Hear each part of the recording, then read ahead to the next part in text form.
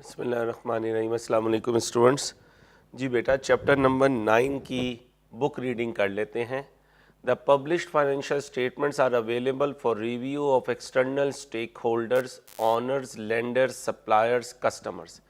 हमने बताया था कि स्टेक होल्डर दो तरह के होते हैं, कुछ इंटरनल, कुछ एक्सटर्नल। इंटरनल के बाद तो मैक्सिमम इंफॉर्मेशन होती है, एक्सटर्नल्स को इंफॉर्मेशन प्रिंट करके देनी होती है, इसलिए पब्लिश की जाती है financial statement. Who use it to evaluate the financial performance, financial position, liquidity and cash flow of an entity. Liquidity mean cash position, liquidity mean cash position, लिख लीजिए, liquidity mean cash position. The preparation of financial statements involves the process of aggregating accounting information from the trial balance and year-end adjustment. It is necessary to incorporate double entry effect of year-end adjustment as opposed to the balances in trial balance, which are already the result of double entry bookkeeping process. मैंने आपको बताया था कि year-end यानी additional information से बाहर जो चीज़ें होती हैं उनको फाइनेंशियल स्टेटमेंट यानी इनकम स्टेटमेंट और बैलेंस शीट में इन करने के लिए पहले उनकी डबल एंट्री पास की जाती है, क्योंकि ट्रायल बैलेंस में जो आइटम्स होती हैं उनकी तो ऑलरेडी डबल एंट्री पास होकर जर्नल, जर्नल से लेजर, लेजर से ट्रायल बैलेंस में आती हैं। Statement of financial position is the snapshot of the entity's financial position at a point in time that enlists assets, liabilities and equity of an entity at a particular date. Statement of comprehensive income is a combination of profit or loss and other comprehensive income. Profit or loss shows that financial results for a period by summarizing income earned and expenses incurred during that particular period.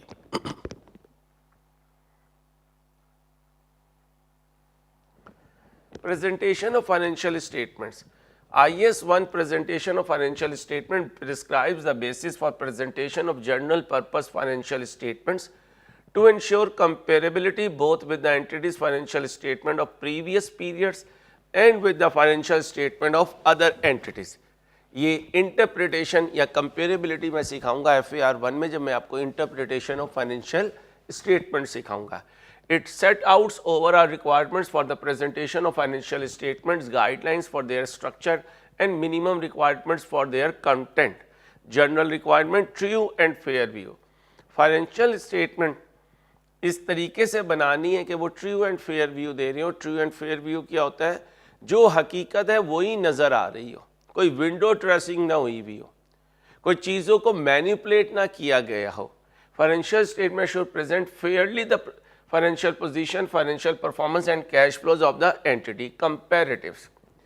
Comparative information for the immediately preceding accounting period should be disclosed. You will not be asked to provide comparative information. FR 1 में हम comparative information यानी पिछला साल भी show करते हैं। Introduction to accounting में सिर्फ हम current year शो करते हैं।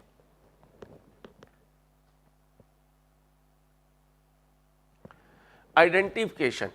Each component of the financial statement must be properly identified with the following information displayed prominently. याद करें, इनकम स्टेटमेंट और बैलेंस शीट बनाते हुए एंटिटी का नाम बताता हूं, रिपोर्टिंग पीरियड बताता हूं, अगर इनकम स्टेटमेंट और पीरियड कवर्ड होता है, बैलेंस शीट हो तो डेट ऑफ बैलेंस शीट होती है। करेंसी लिखता हूँ, रुपी लिखता हूँ, 1000 लिखता हूँ, मिलियंस लिखता हूँ, फिर लेवल ऑफ राउंडिंग ऑफ भी लिखता हूँ। अदर टाइटल्स इंट्रो में नहीं है लेकिन पढ़ लेता हूँ। IAS 1 does not specify what the statement must be called and allows the use of other terminology. For example, a state of financial position is often called a balance sheet and a statement of profit and loss is often called an income statement. ये नाम मैंने आपको बताए हुए हैं। Editor को बुलाया हुआ है, अहमद से पूछें, एडिटर से बात हुई है। Requirements as to statement of financial position, current and non-current assets. IAS 1 states that an asset should be classified as a current asset if it satisfies any of the following criteria. एक asset current asset होगा अगर entity expect कर रही है कि उस asset से realise होगा या उसको सेल कर देंगे या उसको इस्तेमाल कर लेंगे इन नॉर्मल ऑपरेटिंग साइकिल। और normal operating cycle question silent होने पर 12 महीनों का होता है। The asset is held for trading purposes, the asset is held for trading purposes. The entity expect to realize the asset within 12 months after the reporting period. It is cash or cash equivalent, cash in hand, cash at bank, ये cash equivalent कहलाते हैं। Unless the asset is restricted from being sold for at least 12 months after the reporting date. Note, an example of cash is money in a current bank account. An example of a cash equivalent is money held in term deposit account with the bank. All other assets should be classified as non-current asset. इसका मतलब IAS1 current asset को define करता है, non-current asset को define नहीं करता। जो asset current ना हो वो non-current asset कहलाते हैं। This definition allows inventory or trade receivable to qualify as non-current as current asset even if they may not be realized into cash within 12 months. Provided that they will be realized in the entity's normal operating cycle or trading cycle। और question silent होने पर ये कितना होता है? 12 महीने, कम भी हो सकता है। ट्रेडिंग साइकिल, ऑपरेटिंग साइकिल 12 महीनों से कम भी हो सकता है। Current and non-current liabilities. IAS1 also state that a liability should be classified as a current liability if it satisfy any of the criteria. कोई एक criteria meet हो जाए। Entity expect to settle the liability in its normal operating cycle. The liability is held primarily for the purpose of trading. This means that all trade payables are current liabilities even if settlement is not due for over 12 months after the end of the reporting period. It is due to be settled within 12 months after the end of the reporting period. Reporting date से आपने calculate करने होते हैं 12 महीने, और 12 महीनों में जो लाइबिलिटी ड्यू हो वह है current liability. The entity does not have the unconditional right to defer settlement of the liability for at least 12 months after the end of the reporting period. और एंटिटी के पास राइट नहीं है कि वो 12 महीनों से आगे किसी लाइबिलिटी को लेकर जाए, और अगर ये राइट नहीं है तो वो लाइबिलिटी कहलाएगी करंट लाइबिलिटी, और जो करंट लाइबिलिटी नहीं होगी वो बनेगी नॉन करंट लाइबिलिटी। इसका मतलब है IAS1 ने करंट लाइबिलिटी को डिफाइन किया है, all other liabilities are non current.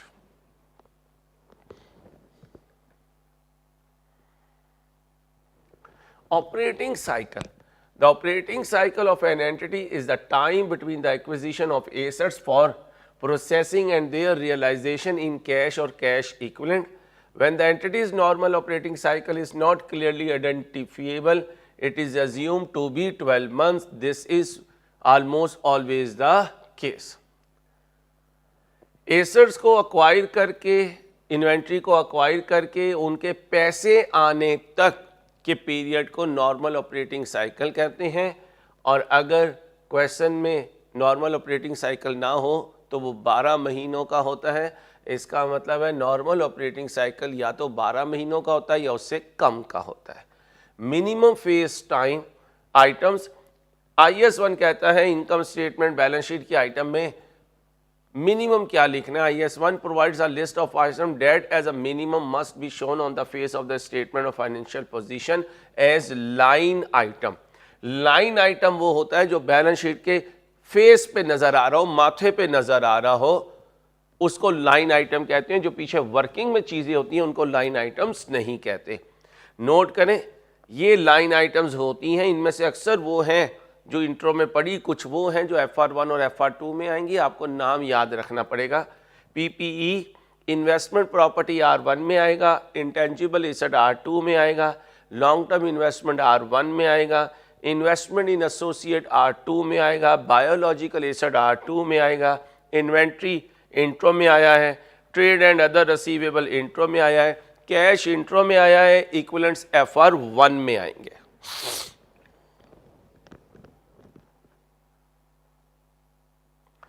इसके बाद लाइबिलिटीज हैं, ट्रेड एंड अदर पेएबल है, प्रोविजंस R2 में आएगा, फाइनेंशियल लाइबिलिटी लोन आपको सिखा दिया, फाइनेंशियल लाइबिलिटी R2 में सिखाऊंगा, current tax liability but possibly asset यानी करंट टैक्स रिसीवेबल आ गया, आपका ज़्यादा गया हुआ एफबीआर की तरफ से, तो वो एसेट बन जाएगा। ये कहानी R1 में आएगी। Deferred tax liability, deferred tax asset, ये हमेशा कहाँ आएगा? R2 में। इसके बाद इक्विटी की कहानी है। Issued capital and reserves attributable to the owners of the entity. The term owners refers to the equity holder. Additional line items should be included in the statement of financial position when presenting them separately and is relevant to an understanding of the entity's financial position. Face or notes. Some of the line items in the statement of financial position. Notes सिखाऊंगा कहाँ पर? R1 R2 में। Front सिखाया है आपको intro में, तो face यानी फ्रंट इंट्रो में, नोट्स FR1 और FR2 में। Some of the line items in the statement of financial position should be sub-classified into different categories, giving detail of how the total figure is made up. Main पर आने वाली figure का जो breakup होता है उसे कहते हैं नोट या वर्किंग। दिस सब क्लासिफिकेशन में be presented either and as additional lines on the face of the statement of financial position adding up to the total amount for the item as a whole. छोटी छोटी item का total करके भी face पे लिख सकते हैं और इनको आगे चल के वर्किंग या नोट में भी शो कर सकते हैं। ठीक है बच्चों?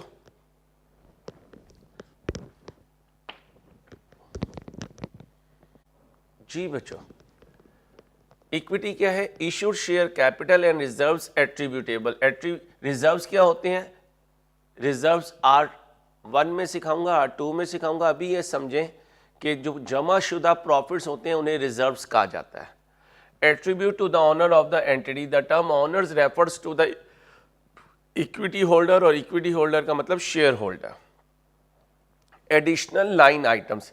Additional line items should be included in the statement of financial position when presenting them separately and is relevant to an understanding of the entity's financial position.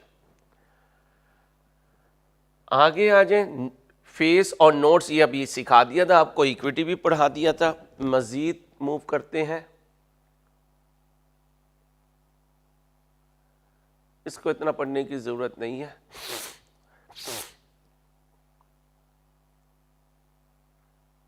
Requirements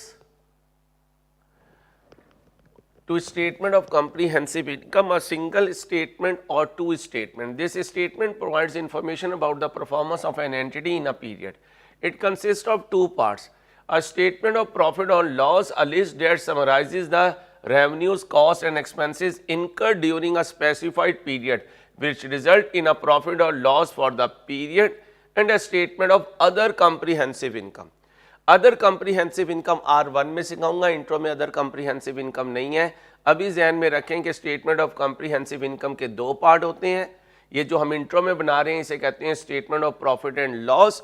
इसके साथ एक और पोर्शन जमा होगा अदर कॉम्प्रिहेंसिव इनकम, लेकिन R1 R2 में, a list of other gains and losses that have arisen in the period. The statement of comprehensive income shows the performance of the business in terms of its main activities. Main activities से जो कुछ कमाया जाता है उसको statement of comprehensive income में लिखा जाता है।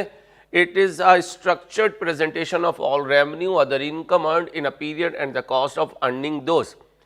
IAS 1 allows an entity to present the two sections in a single statement or in two separate statements. If two separate statements are used, they should include all the information that would otherwise be included in the single statement of comprehensive income. Total comprehensive income, इसके दो part हैं। Statement of profit and loss ले लें और साथ other comprehensive income को add कर दीजिए। फिर क्या कह रहा है? Minimum face items. As a minimum IAS 1 requires that the statement of comprehensive income should include line items showing the following amounts for the financial period: revenue, finance cost, tax expense, profit or loss, each component of other comprehensive income। ये आएगा R1 में। जब इन दोनों को जमा करेंगे तो बनेगी total comprehensive income.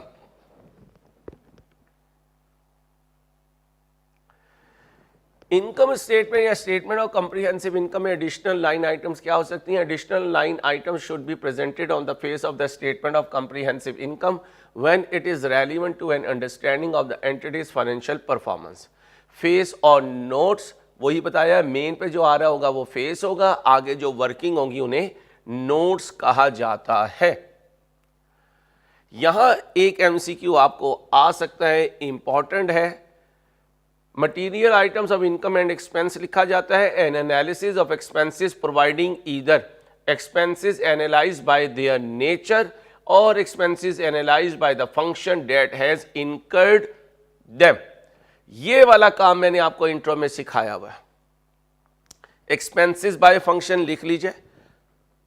Expenses bye function, इसके 3 पार्ट्स हैं, बल्कि 4 पार्ट्स कर लें। Admin expense, selling expense, distribution expense, finance cost. इसका मतलब इंट्रो में मैंने आपको इनकम स्टेटमेंट में एक्सपेंसेस बाय फंक्शन सिखाए हुए हैं। बाय नेचर इंट्रो में भी नजर नहीं आएंगे, FR1 में भी नजर नहीं आएंगे, FR2 में भी नजर नहीं आएंगे, लेकिन एग्जिस्ट करते हैं। बिल्कुल ऐसे ही जैसे रनिंग बैलेंस बहुत रेयर नजर आता है, ऐसे ही expenses analyse by their nature भी रेयर नजर आते हैं।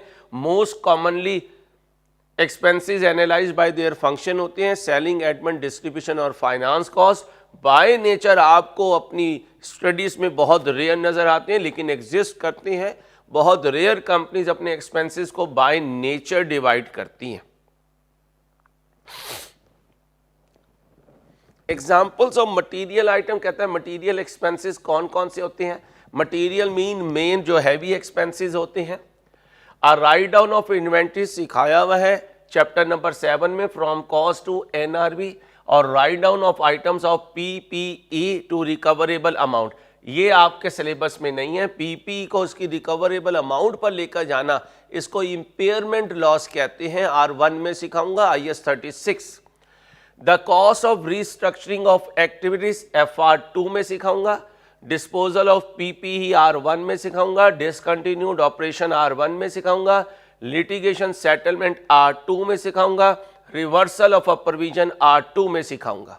तो फिर यहां क्यों लिखा है भाई? ICAP की मर्जी है, आप इसको सिर्फ याद करेंगे, ये सारी चीजें आपके सिलेबस में नहीं है। इसके बाद कहता है analysis of expense by nature. Analysis of expense by nature, when expenses are analyzed according to their nature, the categories of expenses will vary according to the nature of the business. In a manufacturing business, expenses would probably be classified as raw material and consumables. ये consumables indirect material होते हैं, cost accounting में सिखाऊंगा। Staff cost, employ benefit cost, इसका standard जो है ये CFAP में सीखेंगे। डेप्रिसिएशन कुछ इंट्रो में सिखाई है, कुछ R1 में सिखाऊंगा। Items of expense that are immaterial are presented as other expenses. छोटे छोटे एक्सपेंसेस एक जगह इकट्ठे कर दिए जाते हैं, उन्हें कहते हैं अदर एक्सपेंसेस या sundry expenses.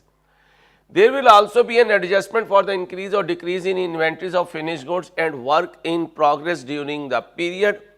Other entities, non-manufacturing entities may present other expenses that are material to their business.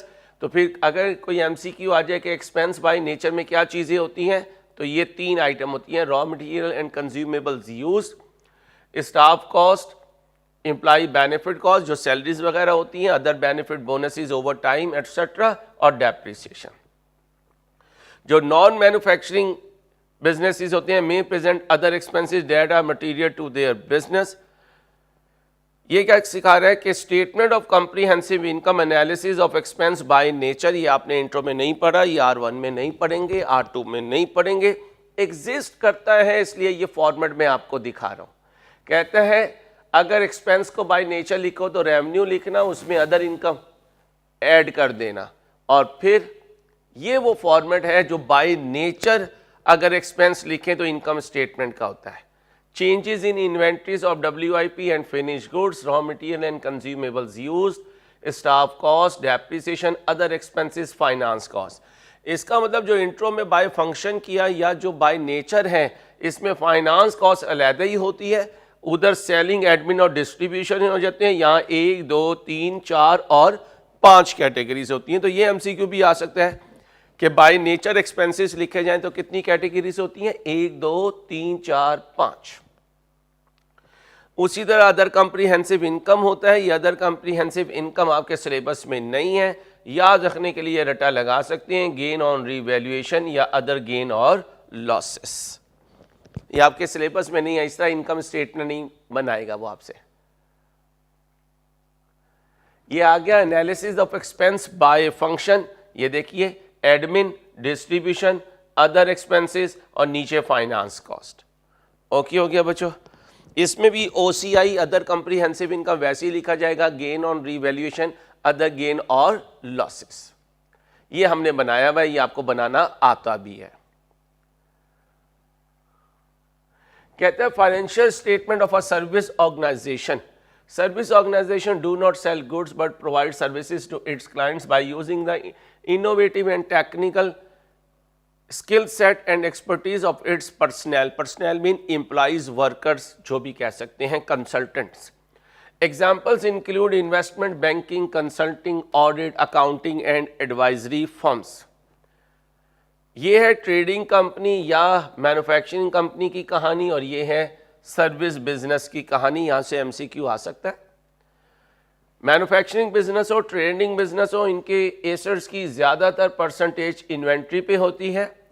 इनकी लार्ज परसेंटेज डेटर्स, रसीवेबल, इनकम रसीवेबल वगैरह होती है, क्योंकि यहाँ इन्वेंट्री नहीं होती। ना ये गुड्स बनाकर बेच रहे हैं ना खरीद कर बेच रहे हैं, ये तो अपनी स्किल्स की बेस पर सर्विस दे रहे हैं, जैसे हमारे कैमरामैन सर्विस देते हैं। जो ट्रेडिंग बिजनेस या मैन्युफैक्चरिंग बिजनेस होता है, इसमें कैश ऑन हैंड कम होता है। सर्विस ऑर्गेनाइजेशन में कैश जो है वो ज्यादा ब्लॉक हुआ होता है। Their capital is tied up in relatively illiquid asset. Liquid asset cash को कहते हैं वो एसेट जो जल्दी से कैश में कन्वर्ट हो जाए। इलिक्विड एसेट जो जल्दी से कैश में कन्वर्ट ना हो। सबसे हाईएस्ट लिक्विड एसेट आपकी जेब में पड़ा हुआ कैश है, फिर आपका बैंक बैलेंस है, क्योंकि डेटर या इन्वेंट्री से पैसे निकलवाने में टाइम लगता है, इसलिए इनको हाई लिक्विड एसेट नहीं कहते। The funds of a service companies are usually tied up towards account receivable. There is no line item for the cost of goods sold, क्योंकि ये बनाकर बेचते नहीं है, खरीद कर बेचते नहीं है, in the income statement of service companies. तो याद रखें, ट्रेडिंग बिजनेस और मैन्युफैक्चरिंग बिजनेस का ज्यादातर पैसा इन्वेंट्री में ब्लॉक हुआ होता है, इसलिए इनके हाथ में कैश कम होता है। इधर सर्विस ऑर्गेनाइजेशन का ज्यादातर पैसा डेटर्स में ब्लॉक हुआ होता है, और कोई फॉर्मेट नहीं है सर्विस ऑर्गेनाइजेशन की इनकम स्टेटमेंट वगैरह बनाने का या बैलेंस शीट बनाने का।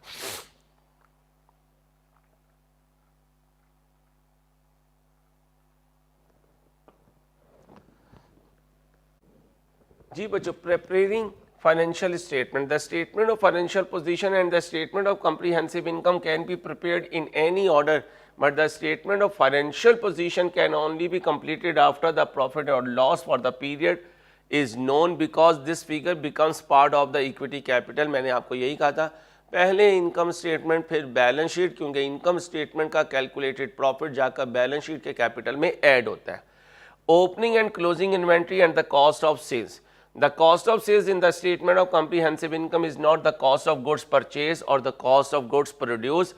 It must be the cost of goods sold. The accrual or matching concept must be applied. Accrual concept आपको चैप्टर नंबर 4 में सिखाया था, क्योंकि पुराने ज़माने में कैश बेस अकाउंटिंग होती थी, कैश के आने जाने पे एक्सपेंस और इनकम रिकॉर्ड होता था। अक्रूवल बेस अकाउंटिंग कहती है जब ट्रांजैक्शन परफॉर्म हो जाए उस वक्त उसको रिकॉर्ड कर लो, पैसा जब आना होगा या जाना होगा उस वक्त कैश का आना जाना रिकॉर्ड करना। इसलिए अक्रूवल प्रीपेमेंट की वजह से expense payable, prepaid expense, income receivable, income in advance, debtor और क्रेडिटर का कॉन्सेप्ट एग्जिस्ट करता है। मैचिंग प्रिंसिपल क्या कहता है, जिस साल का रेवेन्यू है उससे रिलेटेड सारे एक्सपेंसेस उसी साल के रेवेन्यू में से माइनस करो। जैसे कोई एसेट इस्तेमाल होता है और वो रेवेन्यू जनरेट करके दे रहा है, तो उस एसेट की डेप्रिसिएशन उस साल के रेवेन्यू से माइनस होनी चाहिए। जो आपने क्रेडिट सेल की हैं उससे सेल्स रेवेन्यू जनरेट हुआ, अगर उन डेटर से रिलेटेड कोई बैड डेट हुआ है तो वो उसी साल के जीपी में से माइनस होना चाहिए। इसको कहते हैं matching principal. When there are differences between the quantity of material purchased or made and the quantity of material used or sold, there is an increase or decrease in inventory during the period. To calculate the cost of sales for a statement of comprehensive income, it is necessary to make an adjustment for the changes in the amount of inventory. सिखाया हुआ है opening inventory लें, उसमें purchases add करें, closing less करें, cost of sales आ जाएगा।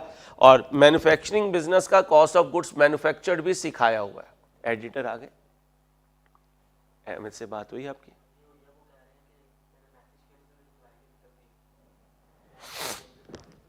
Year-end adjustment. In order to prepare a statement of financial position and statement of comprehensive income from a trial balance, you need to develop a good technique in order to execute such task in an effective way. A typical question provide trial balance with few adjustment and require preparing the financial statement. सिखा चुका हूँ. The rest of this chapter illustrate how such questions might be approached. Income statement और balance sheet का format बनाएंगे, trial balance से figures plug in करेंगे, कोई omit ना हो जाए, कोई डबल ना चली जाए, नीचे एडिशनल इंफॉर्मेशन की डबल एंट्रीज पास करेंगे, डबल एंट्री के जरिए उन्हें इनकम स्टेटमेंट और बैलेंस शीट में लेके जाएंगे और बाद में टोटल कर देंगे। फॉर्मेट आपने ये वाला नहीं लेना, फॉर्मेट सॉफ्टवेयर का जो मौजूद है मॉडल पेपर में करवाया हुआ है, हमने उसके अकॉर्डिंगली आपको इनकम स्टेटमेंट और बैलेंस शीट बनानी सिखाई है। इसके बाद ये सारी एग्जाम्पल है, माशाल्लाह आपको काफ़ी क्वेश्चन हमने क्लास में करवाए हैं, उन्हीं की प्रैक्टिस करें, एमसीक्यूज भी करवाए हैं, उन्हीं को एडजस्टमेंट बनाकर आई क्या पूछ सकता है आपसे। ये सारी कॉम्प्रिहेंसिव एग्जाम्पल्स आ रही हैं, ये इस तरह के क्वेश्चन हम क्लास में कर चुके, अल्लाह के फजल से, अल्लाह का एहसान है। आगे चल के अगर हम देखें तो फिर इसके मेरे ख्याल में एमसीक्यूज शुरू हो जाएंगे और चैप्टर नंबर 9 के एमसीक्यूज हम चैप्टर नंबर 9 के एमसीक्यूज की डिस्कशन में कवर कर चुके हैं। बच्चों अच्छे तरीके से इसको रिवाइज करें, अपना ख्याल रखिएगा, अल्लाह हाफिज़।